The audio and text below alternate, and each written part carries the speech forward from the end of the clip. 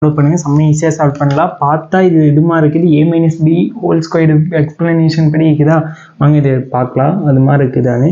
First 36x squared எப்படி எழுதலாம், x6x the whole ஸ்கொயர்டுன்னு எழுதலாமா, மைனஸ் இது அப்படியே போட்டுக்கோங்க. லாஸ்ட் டைம் எடுத்தீங்க 81 எப்படி எழுதலாம், 9 ஸ்கொயர்டு எழுதலாமா, 9 ஸ்கொயர்டு மைனஸ் நம்ம ஃபார்முலா படி என்ன வரேன்னு a squared minus 2 into a into b plus b ஸ்கொயர்டா.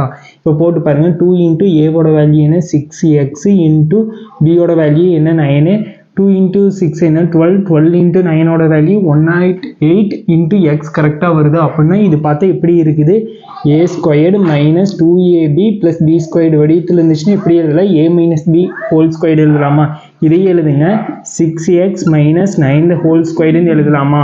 Whole ஸ்கொயர்டும் cancel ஆகிடு, மிச்சம் 6x மைனஸ் 9 வருதா. இதுதான் ஆன்சர். இதே போல சம் வந்து டிஸ்கிரிப்ஷனில் இருக்குது, மறக்காமல் என்ன ஆன்சர் சொல்லி கமெண்ட் பண்ணி